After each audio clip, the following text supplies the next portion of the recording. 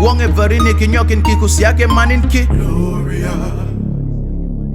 now we move into like one of the most important frameworks I saw in the book. So you introduce craft thinking. Maybe you can walk us through the framework. What does craft actually mean? Yeah, let's talk about that. So the way I like to describe talking to an AI, especially when you're personally chatting with it or engaging it or even designing a new AI system, the way I like to think about it is the intern showed up for the first day of work and they have amnesia. You have to tell them, here's my company. This is what the company does. You have to tell them the context. What's going on? Who big's the company? What do you do? But more importantly, they even forgot what job they're supposed to do. So you have to tell them the role. Oh, you're going to be working in the marketing department. Great. Fantastic. You're working in the marketing department as a marketing assistant. Great. What does that mean? Well, these are your activities. These are your actions. These are what you're supposed to do. You're supposed to help with LinkedIn. You're supposed to do press releases, or you're supposed to help with podcasts. Doesn't matter. You've got to give them a job duties. Yeah. And then the F is the formatting. Your company has their own brand colors. They have their own style. You have to tell them what good looks like. This is how we do things. So, and then finally the T, what's the target? What does success look like? What the audience, what would make them happy or good and that sort of stuff. So that's the craft. And you don't have to get it. The point about it is you don't have to get it right the first time. You just have to remember you ask something, you clarify it, and you go, oh, I forgot to tell them about the format. They gave me an answer. It was perfectly good, but it's not in our colors for our company, or it's not our tone. You just add it, just like you would tell an employee, hey, that's good, but it's not quite right. Hey, do this. As you get better about it, it becomes natural. One thing that's the most important, the C and the T. I've used the word intentionality, where you're starting, your context, and your target, where you're going. The middle stuff, you fill in as you go. It's important, but it's not critical, right? So which part do executives actually struggle the most in this framework? And can this framework actually help people become better decisions makers, even without AI? Yes, absolutely. So I have a great quote I like to say. I have a colleague who purchased the book, and he says, wow, he has a review. He says, it's like getting two books in one. It's an easy read. It's fast. It's not academic. It's practical. He goes, the first part is like review on prompt engineering. Well, I don't like the word engineering. It's using chat, like prompting. And then he goes, the second book's a better book on thinking and decision making. And that really made me happy to hear him say that and call it out. So that's really what the book's all about. It's sort of two books in one. So it means craft framework is actually a leadership framework that happens to use AI than an AI framework. Absolutely. So it's a way to get awareness out there that AI is really augmenting leadership and people and thinking. Okay. We'll move into the boardroom, executive leadership. So you spend considerable time thinking about executives, private companies, and governance. What do CEOs misunderstand most about AI? What are you seeing? So let's level set for what is governance, because there's a lot of people don't quite understand that. So when certain companies that get of a certain size, whether they're stock companies or private companies, they might choose to have a board of directors. And technically, they're the legal piece that's the legal company. They're the C Corp, the S Corp, whatever. They're the legal part, or limited company. Different countries have different rules, but they're the piece. And they're legally the ones that technically hire the CEO. And then the CEO hires everybody else in the company, right? That's kind of what it does. Yeah. CEO's job is to run the company. The board's job is to make sure the CEO is running the company in the way that the shareholders want to get accomplished, that the values that the shareholders want is being accomplished. And that could be stockholders or a family business or a family ownership. It doesn't mean it. So that's the basic dynamics. So the biggest thing that most of right now that people get wrong is you ask 10 people what AI is and you get 20 answers. So how can you as a board or the executive team or the managers use AI if you can't agree on what it is and what you should be doing. Yeah. That's the biggest thing they get wrong. So I like that aren't happening, that should be happening. What role do both play today? Really, so this does depend upon the audience, the strata. They really should be saying, hey, let's get together and learn how to you're out this AI stuff together. They should be having the conversation of, it's my job as a leader to learn what it is. And it's my job, I can't abdicate it. I can't give it to somebody else to do for me. I need to learn it. Let me give you an example of that, because there was at a meeting, there was a board member. He sat on 2 boards, so very accomplished. I've been on many boards in the past, both companies, $1+ companies. And he said, well, after I spoke, why wouldn't you just hire a CTO or a chief AI officer and have them do it? And I looked at him, my jaw fell to the floor. I had to stop. I can't believe you are 20, 30 years of skill running businesses and you're asking me this question. And I said that. I said, I can't believe you're asking me that question. What you just told me is you're abdicating your leadership and your judgment and you're handing it to somebody else. Right? Now, they can execute, but you have to tell them what you want to be done and make sure they do it. They're the ones doing it, but you don't tell them. You come up with a plan, monitor it, and do it all yourself. And he could see, he was stunned. He's like, oh. And then he toddled off because he knew that I had hit him over the head. I burst his bubble. That's the biggest thing. People need to take responsibility for their own learning, their own understanding, and managing their fears and managing their hopes and talking to people and getting comfortable with it. Yeah, they have to be leaders. They don't have to outsource leadership. Yeah. So I think AI literacy, bots should engage in AI literacy before discussing AI strategy. So what do you think a bot should do if they have no AI expertise? Where should they start? Are you? Yeah, absolutely. So the quick thing is, first, give yourself grace. It's going to take you, whenever you learn something new, it's like riding a bike. You're going to be wobbly. You're going to fall off. Give yourself grace. And then once you do that, spend the time learning how to ride the bike. Pick one AI tool, and just use it just regularly, and then read a little bit about it and get better and ask yourself why it didn't work and be inquisitive like that 2-year-old that wants to ride the bike.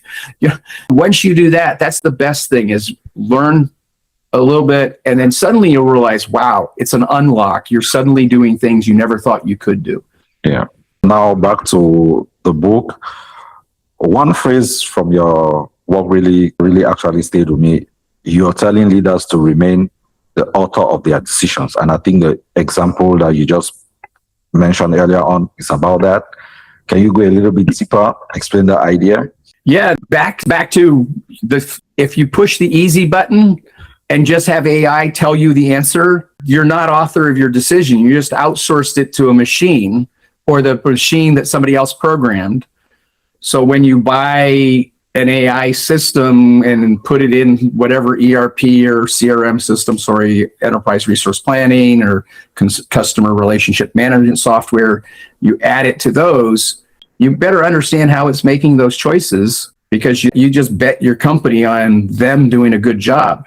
Yeah. That's the piece that you really have to help leaders understand. They're making decisions all the time, and they need to understand the positives and the risks, and understand that really does require education, and it's the thing that we need to spend a lot more time on. Yeah, about AI literacy. So how do leaders know they've crossed the line? Yeah, warning signs will tell them someone has outsourced their judgment. When it's pretty easy, right? Read something and it just sounds like AI, or a company had a very nice, distinctive brand tone and brand voice, and then suddenly it becomes vanilla. It becomes boring. It becomes just like everything else. Or your website design just looks like everybody else's website design. That's very obvious. And you could just feels no creativity, no artistry, just vanilla. That's Yeah, I can see you thinking. Like you're going, oh wow, yeah. Yeah, let's make this a little bit practical. Let's say, suppose I'm a CEO of a 500-person company. Tomorrow morning, what's one exercise I can do with AI that actually improves my thinking instead of simply generating more content? How should executives use AI to challenge their own assumptions? Perfect. So it can really simply use the craft moniker in the book. I have a link to a custom GPT. It's still valid. And you can say, here's what I'm wanting to do. Use the chat GPT and it'll score your prompt. And then it'll ask you questions and say, here's where you could have been better. And it'll give you a score and it goes, would you like help writing a new one? I'll help write it for you. So you can literally tell the system, hey, help me learn how to do this better. Be judgmental, be a judge, and here's how I'm wanting to be judged. So is there one question you wish every executive will ask GPT before actually making an important decision? Yeah. Back to me what you think my intention is. Yeah. Be surprised at the answers you get. So you start your conversation and then one or two sentences later, you say, repeat back what you think my intention is. And then you suddenly realize you didn't give it enough information for it to get you to where you want to go. Okay. Noting that down. Yeah. AI will make leaders more or less human, more overrated. And so I'm a believer that it's going to allow us to be more human for those of us that value relationships and humanity. So, right, for example, I can write 200 articles. I'm able to share them for basically free with way many more people and impact. And I have people that read every single article and they go, wow, you're just constantly coming up with new things. That's fantastic. I'm giving to the world. And then I have others that read one or two. I could have never have done that in the past. I would have struggled to write one article every 2 weeks because it would have been painful for me. Sure, yeah. Right? But I'm now able to get that repetitive stuff done in a way that lets me have these kinds of conversations and move forward and go on a keynote and speak to people and run in the Private Directors Association and run special interest groups and help people understand. Those are things that I can do now, right? So it's been, but there's the warning, if I'm the leader that only measures things by how many times I got somebody to click on an advertisement so that my bank account goes up, that's not leadership. That's just extracting value from people and making people waste time and money, right? Yeah. And that's not leadership. So if you're a leader, you're already doing the right things. If you're just chasing, then you're probably not in the leadership realm. So what do you think is the most overrated AI trend presently?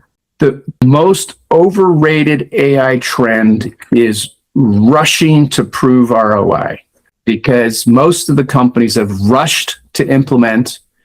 They failed and they wasted a bunch of money. We all heard in the news where they spent how many millions and millions of dollars on tokens because they were telling people spend tokens. That's obviously good. Well, that was just bad management, bad governance, bad leadership. It should have been, let's learn. Let's go figure out the right projects and what works and what doesn't. Let's manage it. It's new. Nobody knows. So that to me is the most overrated thing, is rushing, not being slow, not being like, I won't change, but being appropriate for your business, your industry, and knowing that there's people ahead of you, and don't rush to. This is one of the biggest failings of humans, right? Maybe I like to play soccer, and so I can suddenly decide to compare my ability to Massick. And I'm like, oh, I'll never be as good as him because I can't ever be on the World Cup and be the world's leading goal scorer. Well, that's ridiculous, right? You were comparing ourselves to other people. Compare yourself to yourself, your own journey, your own abilities. It's the biggest thing. And companies fall in the same trap. They fall in the same trap. And that's the biggest fallacy I see. So it's not really AI. AI is just the flavor of the day that they're rushing to and they're not thinking through. So, me, I think the most underrated leadership skill is critical thinking. To you, what do you think will be? Yeah, we're going to go over the 30 minutes here, but no worries. Critical thinking. So wrote a number of pieces about that. Critical thinking is different depending upon the generations. Certain generations that learned how to use Google searches and they never had to do it. They got an answer. It was right. That was what they were paid to do. And then people that are more the baby boomer generation, the elder generation go, oh, these people can't do critical thinking. Yeah. You didn't give them a chance to learn, right? You're an idiot. You're dumb. And I like to call them stupid because you didn't even use, you complained that somebody didn't have critical thinking and they didn't even do the critical thinking to realize they asked a dumb question, right? It's not, the critical thinking is just what that generation calls it. To me, critical thinking is all the generations having dialogue and thinking and conversing to solve problems. That's thinking. Critical thinking is when we come together and really dig hard to solve hard problems. Yeah. And it doesn't, the label, I don't like the label critical thinking because it tends to make one generation mad at another generation. That's wrong. Yeah. We have these generation conflicts where the baby boomers are saying that the millennials are lazy, the millennials are saying that the Gen Zs are lazy, and the cycle keeps continuing. They're going to inherit whatever world goes forward in 10 years. They'll inherit it. They'll figure it out. Humans are smart. You give them a chance. They'll figure it out. They'll figure out what's right then. And these are things that just drive me crazy. Yeah, like what you mentioned earlier about giving ourselves grace. I think we're beating ourselves too much about it and getting scared and getting carried away by the hype, like you mentioned, social media. Yeah. So what is one mistake you think an executive should stop making? Well, that's the one mistake they should stop making, that I think is back to for the easy button. Really asking the question, am I solving the problem I really want to solve? And is this the place with the greatest leverage? And let me explain what I mean by the greatest leverage. Whenever we look at solving problems, there might be 10 different ways or 10 different ideas. But when you have a big stick and you can use a rock as a fulcrum and you can lever something that's the pebble that's blocking everything. And so it takes time to understand where the leverage is. You can't look at something. Those are the difference between simple problems and complex problems. And companies are complex problems. There's lots of moving parts. So you have to spend time understanding. Otherwise, you're just going to fix one thing and break another thing.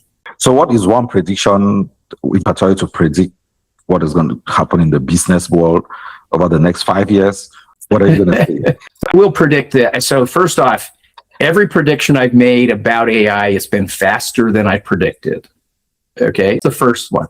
But the second one is with 8 billion people on the planet, all trying to solve different problems, I know there will be things that astound me and astound you and astound our audience, and I'm excited to see those. How that solve that, I don't know. How wins, which company loses, I don't know. I know the companies that are resilient and lifelong learning companies, they have much better odds at riding the changes than that thinks the last 50 years is unchanging. Okay. All right. Our podcast is called A Transformational Playbook. So every guest leaves our audience with one play they can implement. So if every executive is listening, remember just one lesson from today's conversation. What will it be? One lesson. I'm going to go back to Boy Scout. When I went camping and we camped at a place, I was always told to leave. We would clean up the campsite at the end. Leave the campsite better than you started. If you're a leader, I would ask you to leave the place better than you started. Whether that's the company, the employees you work, your home, your house, leave it better than you found it. All right. So how do we get your books? And how do we get in contact with you? Perfect. First off, you can go to thecraftthinking.ai. There's landing page. It has my contact information, my LinkedIn there as well. Of course, you could just search my name for LinkedIn, Philip Topham. And of course, I respond to everything. And my Substack is there as well. That's the savionai.substack.com. And you find all of those. And I would appreciate, a coffee, and I'll continue to write if you ask me. That's all right, Philip. Thank you. This has been one of the most thought-provoking conversations I've had. So, thing that stood out to me today is that AI doesn't eliminate leadership. It raises the standard of leadership. The organizations that succeed won't simply have access to better AI.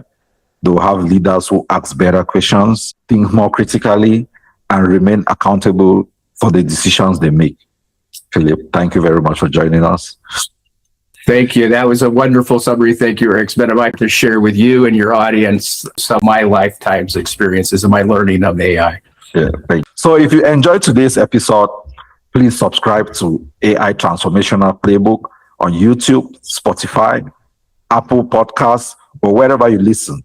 If this conversation challenged the way you think about AI, share it with a colleague, your leadership team, or your board. The future of AI transformation isn't just about adopting better technology. It's about cultivating better judgment. We'll see you next time on AI Transformation Playbook. Thank you.